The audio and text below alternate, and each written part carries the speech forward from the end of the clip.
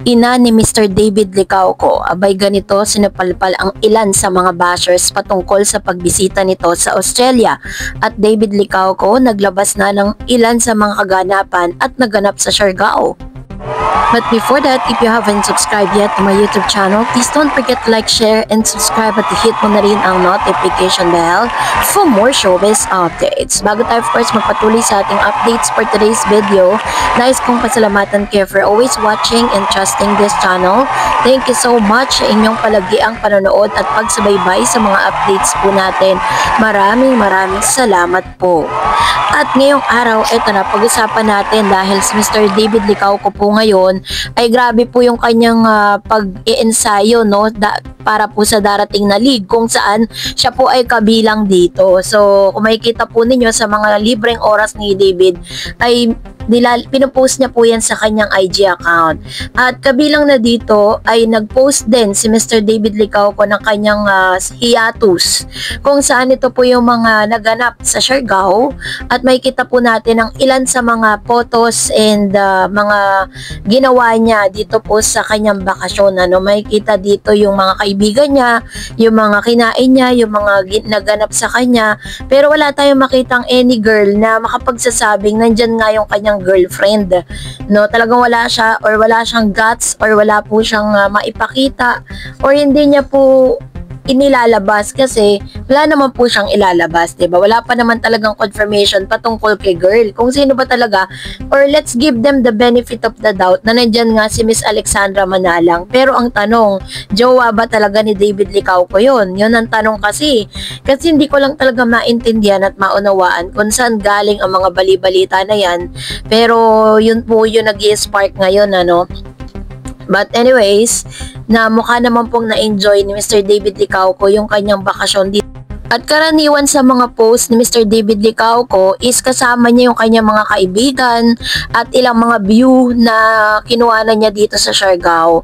At kitang-kita natin na talagang ito po yung mga ganap sa kanyang buhay, no? Ito po ay malayo dun po sa mga post na nagkalat ngayon sa X na may kasama siyang girl, may kandong siyang girl na nagngangalang Alexandra Manalang na ngayon hanggang sa ngayon ay wala pa rin pong talagang direktang pag-amin wala kay Mr. David Licauco. So, yun po yung ilan sa kaganapan sa kanyang buhay ngayon. Pero, alam nyo po ba na meron pong mga kumakalat na news? Kasi matapos parang talagang para talagang meron siyang storyline, ano. Sinasabi nila na nandun daw si Alexandra Manalang kasama ng kanyang lola, nagbabakasyon. At kabilang na dito is parang sinasabi nila na dito raw sinelebrate yung kanyang kaarawan. And then, isa rin sa mga kadahilanan kung bakit naroroon si Mr. David Licauco sa Siargao because nagpaplano po siya magpatayo ng business. That's really the best or that's really the yung pinaka main reason kung bakit madalas siyang pumupunta sa Siargao. So yun po yung mga nakarating na info sa atin patungkol dito. Pero kung patungkol naman sa girl, kasi sinasabi po nila na si Alexandra Manalang is residing dito po sa Siargao and then nagbabakasyon sa Siargao but siya po ay nag-aaral sa Australia. Yun po ang information. Ngayon, matapos to, so meron pong kasunod na may backstory pa siya, meron pa siyang kasunod na mga storya dahil itong nanay po ni Mr. David Licauco ngayon ay namataan na nasa Melbourne, Australia. Noon yun, nag-post po kasi siya one day ago na nasa Australia siya. So sinasabi tuloy ng ilang mga bashers na kaya daw nandoon ito pong nanay ni Mr. David Licauco dahil hinatid, ayan, one day ago lang, hinatid daw, sinamahan daw ni nanay Mami Eden itong si Alexandra Manalang. Bakit naman kailangan niya samahan? Bata pa ba yun? Hindi ba marunong mag-travel? Nakarating nga siya ng Pilipinas, diba? So, base naman po sa mga photos is may kita natin na parang pumunta si Mami Eden doon dahil dinalaw niya yung kanyang apo. Ayan, so kasama niya yung apo niya dyan. Maaaring ito yung bonding po nilang dalawa, diba? Yan, si Mami Eden kasi nasa Sydney State Library siya that time. Kinuha na niya yung sarili niya ng picture dyan. And then, So, dinidebunk yung balita na may paghatid na naganap. Kaya nandun si Mami Eden. Talagang ang mga balita, no, talagang kaya nilang i-fabricate, kaya nilang pagdugtong-dugtungin ang mga kwento pag nakakita sila ng mga ganito without any research.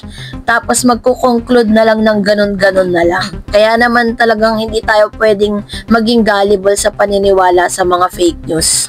At dahil dyan, narito naman ang ilan sa mga komento, reaction po ninyo patungkol naman sa ating latest update. So magbabasa tayo ng mga comment ninyo sa comment section. So unahin natin ang komento mula sa unang viewer natin. Sino ba to? Sabi ni Miss Virgo September, kaya nga mas komportable si D kay Barbie at doon lumalabas ang galing niya dahil ang acting ni B courageous. Ang problema, hiniwalay siya agad kay B.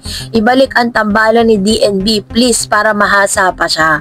Ayan. So, ito yung kanyang komento patungkol dito. Kasi, di ba, parang ang dami pong mga hindi kagandahang salita na natanggap ni Mr. David Licauco sa isang showbiz commentator. Tinawag siyang tuod, di ba?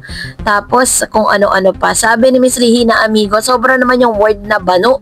Wag naman sila kagad mag-judge sa tao. Di ba sabi, si David nanalo na Best Actor sa Pulang Araw. O kung bano yun, di siya mapipili na Best Actor. Ang laki ng improvement ni David kahit si Barbie na sabi niya yan, David noon. Which is true, di ba? Hindi naman po mapipiling Best Actor yan kung hindi naman po talaga wala siyang hindi niya porte ang pag-arte. Sabi ni Samabuk, sabi nga po ng mother ko, kung napanood ninyo ang mga movie ni Tirso Cruz, na talagang sobrang hindi ganun kagaling umarte sa panahon ng 70s. Pero nadadala ni Nora Honor hanggang sa nagtagal super galing ng umarte. Si David pati hindi siya magkakaroon ng Best Actor kung hindi siya magaling umarte. Ayun, totoo naman, 'di ba? Kadalasan kasi, tsaka let's give space for Mr. David kasi hindi naman po siya talagang matagal ng artista. Sabi ni Miss Noims, as a businessman, kaya siguro nag-devote si David sa showbiz kasi masisikat ang negosyo niya. Pag nag-social media, lagi pangalan niya. Ngayon, mahal na talaga yung craft niya. Ayun, so ito naman yung kanyang point of view with regards to this. Isa rin kasi yan sa mga strategiya ni David Licauco. Biruin po ninyo, nung nag-artista siya, pumasok siya sa mga businesses or prior to his business, may mga, or prior sa pagiging isa sa mga actors is may mga businesses na siya rin mismo ang nagpo-promote sa sarili niyang sa platform. Sabi ni Sir Anthony, tama at humbling na inamin ni David yan. Sabi nga niya ayaw niya pero happen that lalo na kung di mo pair yung gusto ni David. And sabi ni Mr. Anthony pa, pang leading man ang dating ni David. Napanood ko mga past movie ni David, magaling siya doon. Which is true, diba? So sabi ni Mr. Anthony, ganda ko daw pala. Thank you kasi always positive kayo sa Barda. Katauhan na ni David yon. Diyan siya nag-click siya sa pasay at tuod niya. Actually po si David kasi very nonchalant kasi siya. Hindi siya talaga ma-express. Hindi siya expressive, sa kanya pong sa lahat ng mga pag makikita niyo siya parang lagi siyang NR, no reaction. Pero pag po binigyan mo siya ng karakter, nabibigyan naman niya ng hustisya. And sabi ni Miss Helen, true Miss Tarens, that David take these words as a challenge from destructive to constructive criticism. Accept the fact that you are not used to be part of show business, but as time goes on, you will take it seriously and you really work hard for something until such time you will be rewarded of what you have accomplished. Hence, Pulang Araw where you won as a best actor, David is a smart guy when it comes to the ins and outs of businesses related, no doubt about it, which is true. Diba? Totoo naman, matalinong tao si Mr. David. Hindi naman niya mapapatakbo ng ganun kagaling yung kanyang mga negosyo at mapaparami kung hindi talaga siya smart, diba? At the same time, yun nga, let's accept the fact na meron talaga mga tao na kahit anong gawin mo, hindi ka magugustuhan. Diba? Biruin niyo sa dami ng mga ginawa ni David Licauco na maganda at nabigyan pa siya ng award. Pero mas nakita ng mga bashers yung pagiging niya, tuod daw siya, bano daw siya, ganyan, di raw marunong umarte. Ganun yung mga yung mga comments patungkol kay David Licauco, 'di ba? Na minsan nakaka-cringe lang pakinggan. Kasi bakit niyo pinanonood kung hindi niyo naman talaga gusto? Yun po yung pinaka-question diyon, 'di ba? So anyways, maraming salamat po sa inyong mga komento, ha? So, sabi pa ni Miss Yoli, grabe naman yung mga yan, mga artista, at para matawag siyang versatile actor. Kailangan talagang magampanan niya yung lihis na totoo niyang buhay. Baka naman type lang nila at malabo silang pansinin or hindi sila pinapansin ni David.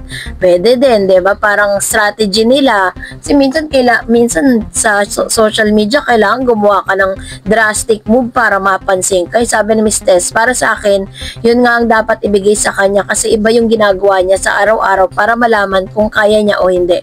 We support you for both, Barda. Ayan, salamat po sa inyong mga komento. So, that's it for today. For more videos and updates, please don't forget to like and subscribe. And please don't forget to follow my Facebook page, Dar Eds TV. God bless everyone!